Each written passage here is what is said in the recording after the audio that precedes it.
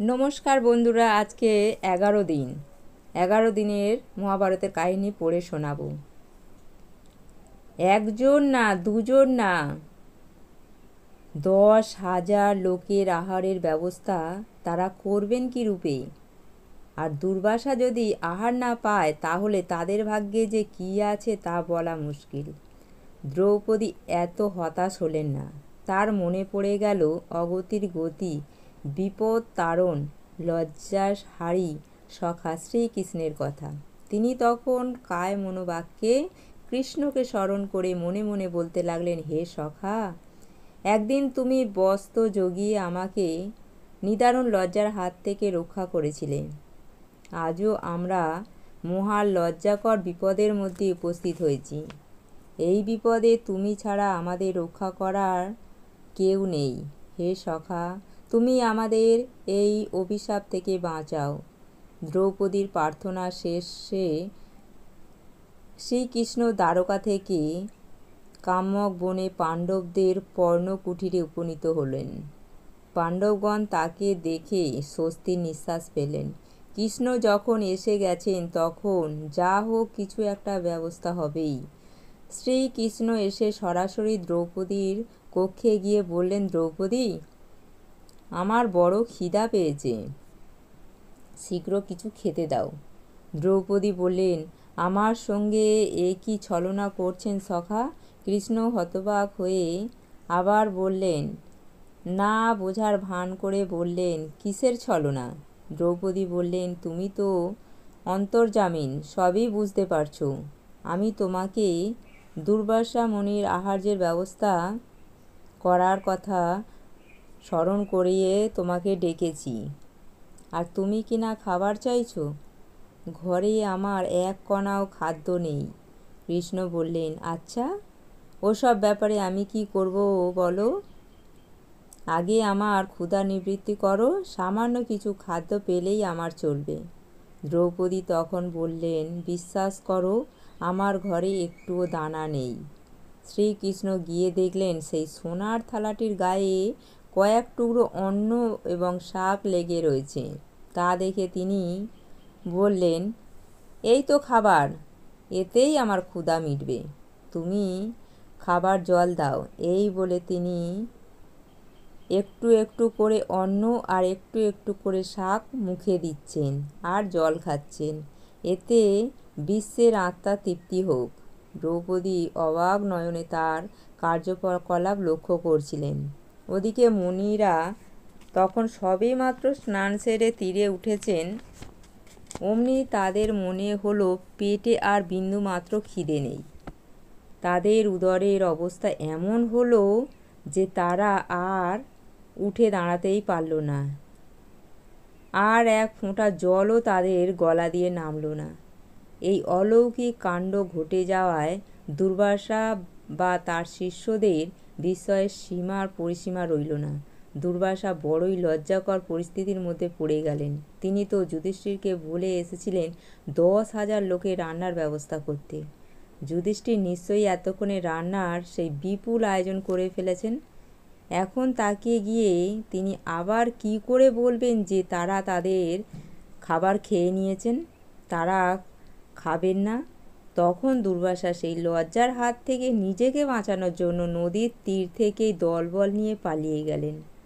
দেখতে দেখতে পাণ্ডবদের বনবাসের 12টা বছর শেষ হয়ে গেল, আর মাত্র 6 দিন বাকি। এবার 1 বছর অজ্ঞাতবাসে কাটাতে হবে পাণ্ডবদের। অনেকে ভেবে চিন্তে তারা স্থির করলেন অজ্ঞাতবাসের 1 বছর নিজের পরিচয় গোপন রেখে মৎস্য দেশে গিয়ে বাস করবেন। মৎস্য দেশের রাজার নাম বিরাট। তিনি অতিশয় ধার্মিক নৃপতি। দ্রৌপদী সহ পাণ্ডবগণ কর্মপ্রার্থীরূপে বিরাট রাজার দরবারে গিয়ে উপস্থিত হলেন। তারা কথাবার্তায় রাজাকে সন্তুষ্ট করে 6 জনেই তার নিকট চাকরি পেয়ে গেলেন। যুধিষ্ঠিরের কঙ্কর নাম গ্রহণ করে বিরাট রাজার পাশা খেলার সঙ্গী হিসাবে কাজ করলেন। ভীম বল্লভ নাম ধারণ করে সুপকারের কাজে নিযুক্ত হলেন। অর্জুন বিহন্নলা নামে নিয়ে রাজকুমারী উত্তরার নৃত্যে গীতের শিক্ষক হিসাবে থাকলেন। নকুল গ্রন্থিক নাম ধারণ করে রাজার অশ্ব চিকিৎসক হিসাবে থাকলেন এবং সহদেব অন্তিপাল নাম নিয়ে গোশালার তত্ত্বাবধানের কাজে লাগলেন। আর দ্রৌপদী পেল রানী সুদেষ্ণার কাছে আশ্রয়। অজ্ঞাতবাসের 11টা মাস নির্ঝঞ্ঝাটে অতিবাহিত হয়ে গেল। শেষের মাসটায় নানা বিঘ্ন দেখা দিল। রানী সুদেষ্ণার কীচক নামে এক মহা শয়তান ও দুর্ধর্ষ ভাই ছিল। রণকৌশলে সে ছিল অত্যন্ত দক্ষ। বড় বড় রাজারাও এই কীচকের ভয়ে ভীত ছিল। একদিন সুন্দরী দ্রৌপদী কীচকের নজরে পড়ে গেল। অমনি কীচকের মনে কাম প্রবৃত্তি জেগে উঠল। সে দ্রৌপদীকে নির্জনে ডেকে তাকে উপভোগ করার চেষ্টা করল। দ্রৌপদী ঘৃণার সঙ্গে সেই প্রস্তাব প্রত্যাখ্যান করলে কীচক তাকে বলপূর্বক ভোগ করতে চাইল, কিন্তু তার আশা পূর্ণ হলো না। দ্রৌপদীর কাছ থেকে ভীম ব্যাপারটা জানতে পেরে কীচককে হত্যা করলেন। রাজা বিরাটের বিশাল গোধন দল ছিল। ওই গোধনের ওপর লোভ ছিল অনেক রাজার। দুর্যোধনেরও লোভ ছিল, কিন্তু দুর্ধর্ষ কীচকের ভয়ে কেউ গাভীগুলি চুরি করতে সাহস পেত না। কীচকের মৃত্যুর সংবাদ চতুর্দিকে রাষ্ট্র হয়ে গেল।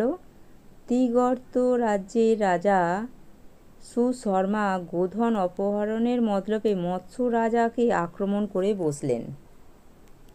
বিরাট রাজা ও যুদ্ধযাত্রা করলেন। বিরাট রাজাকে হীনবল দেখে পাণ্ডবগণ পরামর্শ করে যুদ্ধক্ষেত্রে তার সঙ্গী হলেন। ঘোরতর যুদ্ধ হল। এরপরেই কৌরবগণ একই উদ্দেশ্যে অসংখ্য সৈন্য নিয়ে মৎস্য রাজ্যে হানা দিলেন। ইতিপূর্বেই রাজা সুশর্মা মৎস্য রাজের বহু সৈন্য হতাহত করে ফেললেন। এর ওপর আবার কৌরব সেনারা যোগদান করল। বিরাট অত্যন্ত চিন্তাগ্রস্ত হয়ে পড়লেন। একমাত্র পুত্র উত্তর ছাড়া তার আর কোনো ভরসা নেই। উত্তর খুবই ভালো যোদ্ধা, কিন্তু দুই প্রবল পরাক্রমশালী শত্রুর বিরুদ্ধে একা লড়তে পারাটা অসম্ভব। উত্তরের রথের সারথি ছিলেন বৃহন্নলা বেশি অর্জুন। বিশাল কৌরব সেনা দেখে উত্তর তাকে বললেন, আমাদের জয়ের আর বিন্দুমাত্র আশা নেই। এখন যুদ্ধক্ষেত্র থাকার মানেই প্রাণ বিসর্জন দেওয়া। চলো আমরা রণক্ষেত্র ত্যাগ করি। কিন্তু বিশ্বের অদ্বিতীয় যোদ্ধা অর্জুন কি উত্তরের এই কথা মেনে নিতে পারবেন?